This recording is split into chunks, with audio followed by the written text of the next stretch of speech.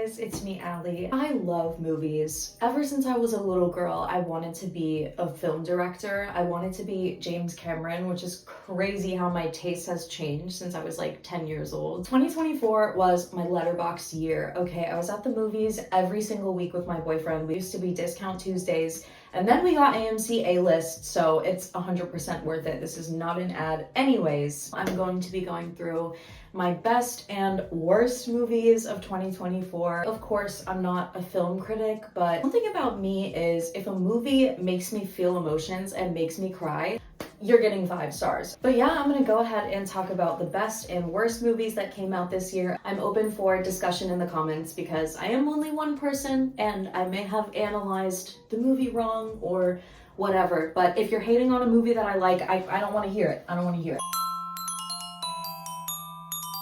So I'm gonna go ahead and get this clickbait out of the way because I know people are going to be a little bit split on this one, but my #1 movie of the year was Blink Twice. I was honestly so impressed with Zoe Kravitz's debut. I thought the movie was so visually stunning. Slight spoilers for the movie, but the plot is essentially that these young women trying to make it in the film industry are brought to this island, Epstein Island, and they are basically laced with this perfume that makes them want to stay on the island and forget things and blah, blah, blah, blah. The story was amazing, and I thought it was specifically so fitting to the things that have gone on this year and in recent years with Epstein, Diddy, blah, blah, blah, blah.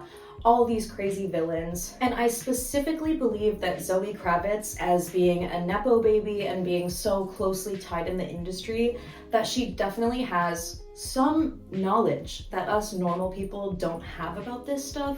So I really appreciated her point of view. I'm not even like a Channing Tatum fan, but he had this incredible scene where I think he was saying, "I'm sorry." But it was just crazy. I loved this movie. If you didn't get a chance to watch it, I would definitely recommend. Second favorite movie of 2024 is very obvious, and that is The Substance. I just want to say, I was The Substance's #1 fan before all of you bitches got on it, okay? I knew that this movie was going to be amazing ever since I first watched the very first teaser trailer. The movie did not disappoint. I ended up seeing this movie 4 times this fall. I'm a huge horror girly, and I also love movies about women going insane, so this was kind of like perfect morph of those two for me. I'm not even gonna go on about The Substance plot because I'm sure everybody is familiar with it by now, but Demi Moore did just win the Golden Globe for Best Actress in a Musical Comedy, which is crazy that it was in the musical comedy category, but it was technically a comedy horror film. Anyways, one of the best pictures of 2024, The Substance. I am like 100% a musical hater, like hater, to the grave. Like I'm like, why are you singing? Wicked had me absolutely a mess, okay? Crying. Saw it 3 times, sobbed every single time, okay? The thing is, I don't know if it's my like parasocial attachment to Ariana Grande. She was like the first pop star I ever loved. She was the reason why I made a Twitter in like 2011. So I've like watched her grow for all these years, and literally getting this Wicked role was like her life's dream.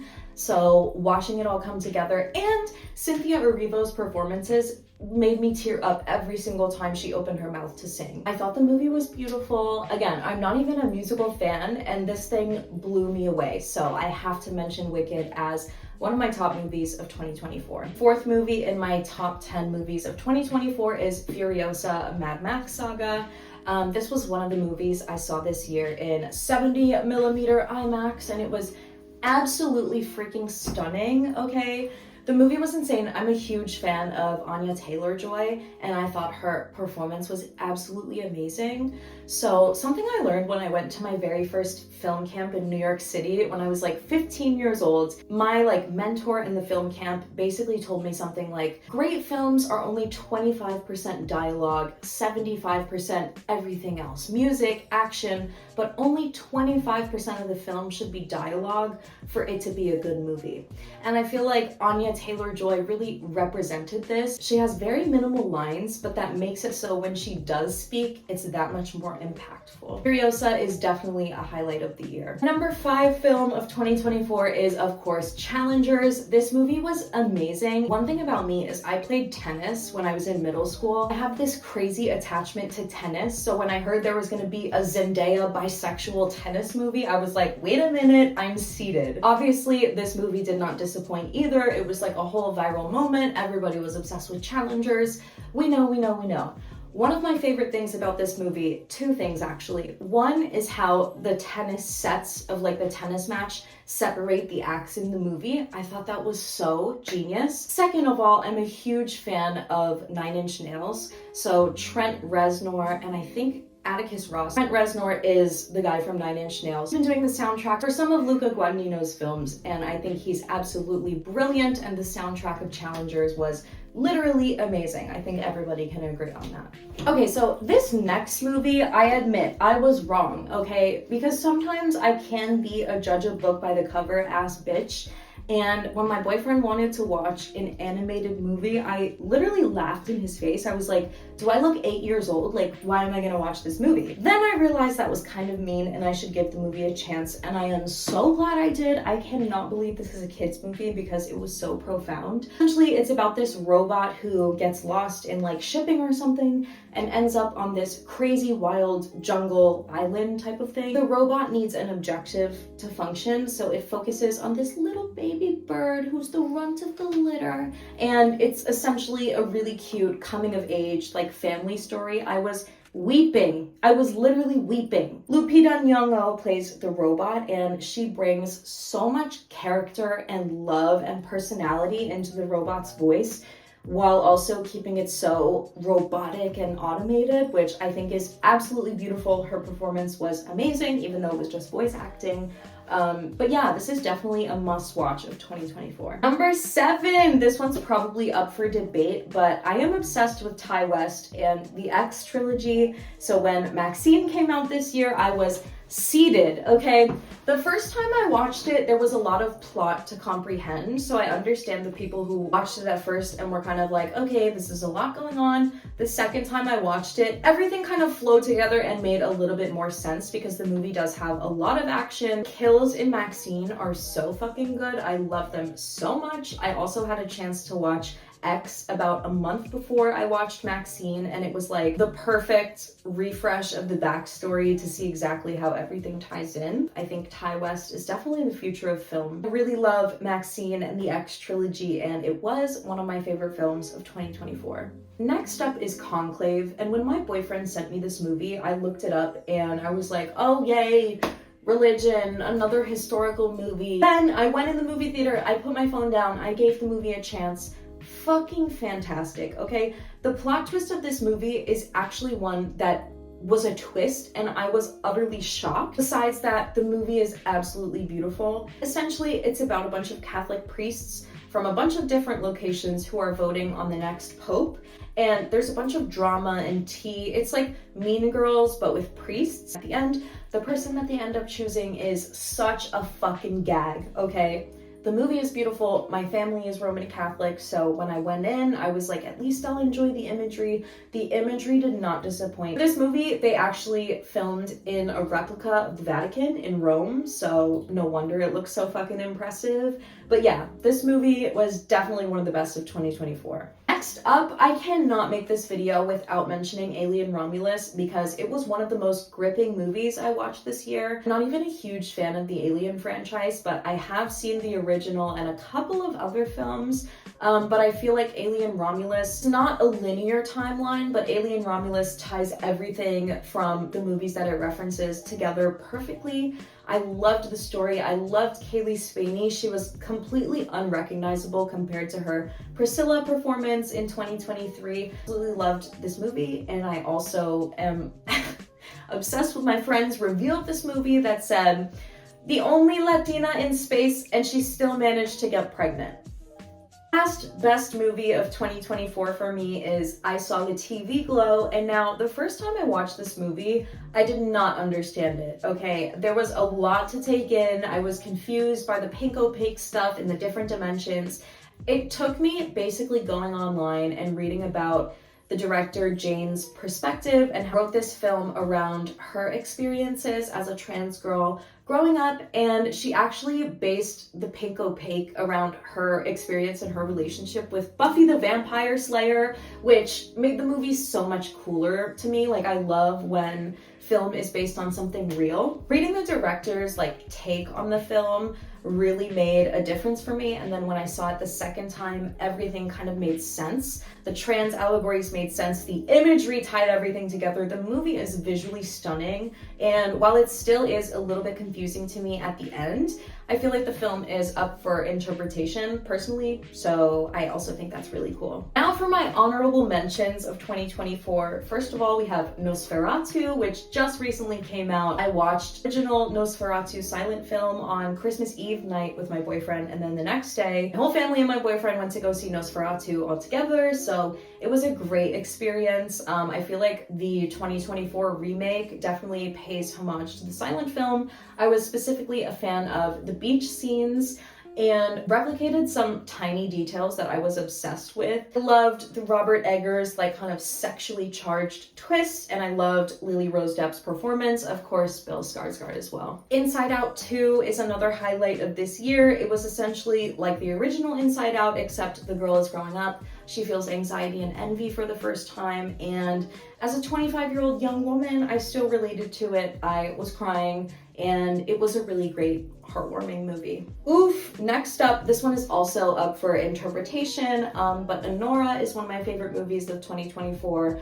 While it didn't quite make the top 10 because I just wish there was a little bit more character actualization of Anora, I thought the film was entertaining. I thought it was profound, especially the ending scene, and Mikey Madison's performance as Anora and kind of her becoming Anora was very impressive. So overall, I enjoyed the film. Next, we have Civil War, and while this one also might be up for debate because it was a little bit tone deaf, talking about a civil war in the US while there's a whole going on in Palestine, I was like, but the movie was really amazing. I love the use of photography to carry through the whole film as a metaphor. Kirsten Dunst was amazing. Kaylee Spaney was great too. So I really enjoyed that movie. Okay, so now we're gonna get to the worst of 2024. And while these movies may not be the actual objective worst, these were probably the most disappointing for me. First, I talked about this briefly in my FKA Twigs video. Crow remake really disappointed me. I saw Twigs and Bill Skarsgård were gonna be the characters in The Crow. I really got so excited. They ended up having no chemistry. The original soundtrack of The Crow is historically fucking amazing, and the new soundtrack of The Crow sucks. I don't know why they didn't let FKA Twigs have creative control, because I think she could have made something really beautiful. Next, we have two films that were ruined by unnecessary assault scenes, because I just don't understand why. Call me the friend that's too woke, but I don't understand why in 2024, 2025, we have to watch grape scenes.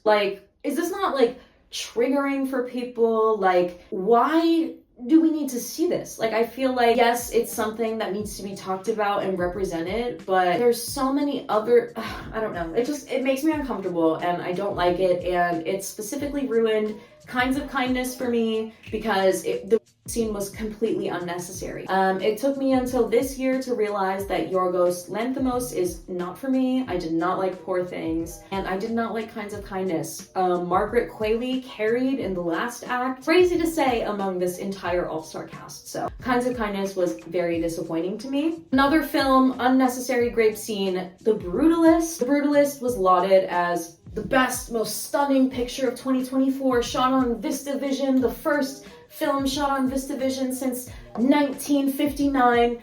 It was a letdown for me. 3 hours and 40 minutes with a 15-minute intermission. I'm not even against long movies because I just love all kinds of movies, and I was really excited to see the VistaVision aspect. First half of the movie was great. Interesting build-up. The second half of the movie took a complete nosedive, and the climax of the movie is this grape scene. Yeah, not a fan. Also not a fan of Adrian Brody. So next, I don't even know why this movie was made. Rachel Zegler, look at me, hold my hand. Why did you sign up for this movie? Why the fuck did you sign up for this movie? This is literally like slop for like an hour and 30 minutes straight. Me and my friend were so confused watching this movie. I mean, it's entertaining and like chuckle worthy if you like hit your pen 15 times before the movie starts. Literally such a pointless movie. Like, I don't even know. 2 stars for me. The only reason it got 2 stars is because Fred Durst from Limp Bizkit is literally a character in like 45 minutes of the movie. Next, I feel like I almost don't even have to bring this up, but Megalopolis was probably the worst film of 2024 for me. It's so sad that Francis Ford Coppola had to sell his fucking vineyard to finance this film.